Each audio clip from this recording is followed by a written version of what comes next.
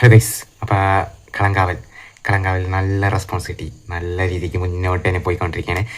അപ്പോൾ കളങ്കാവലിനെ കുറിച്ച് രണ്ട് കാര്യങ്ങളാണ് സംസാരിക്കാനുള്ളത്. ഒരു കാര്യം ചോദിച്ചാൽ മമ്മൂക്കനെ പറ്റിയാണ്.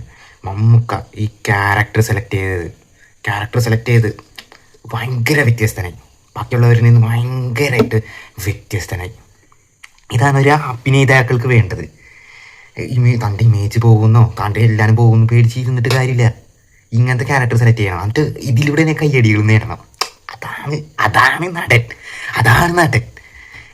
അടുത്ത കാര്യം പറയാനുള്ള വെച്ചാൽ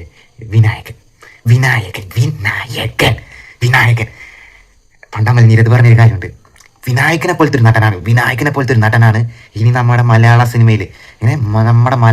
സിനിമയിൽ ഒരു എന്താണ് എഞ്ചിനായി മാറാൻ പോണത്. എഞ്ചിൻ വിനായകനെ പോലത്തെ നടനാണ്. ഇതിൻ്റെ ഫ്രഷ്നെസ് അത് തന്നെയാണ്. വിനായകനെ നായകനാക്കിയതും മമ്മൂക്കനെ വില്ലനാക്കിയതാണ് ഇതിൻ്റെ ഫ്രഷ്നെസ്. അതാണ് ഈ സിനിമ മറ്റേതെങ്കിലും ക്രൈം ത്രില്ലർ സിനിമകളിൽ നിന്ന് വ്യത്യാസമൊക്കെ. ഇതിൻ്റെ സ്ക്രീൻ പ്ലേ ഭയങ്കര ടോപ്പ് നോച്ചാണെന്നോ ഇതാണെന്നോ വലിയ കാര്യമൊന്നുമല്ല. ഇതിൻ്റെ ഫ്രഷ്നെസ് എന്താണ്? മമ്മൂക്ക വില്ലനായും വിനായകൻ നായകനായിട്ടാണ് വന്നത്. അതാണ് ഇതിൻ്റെ ഫ്രഷ്നെസ്.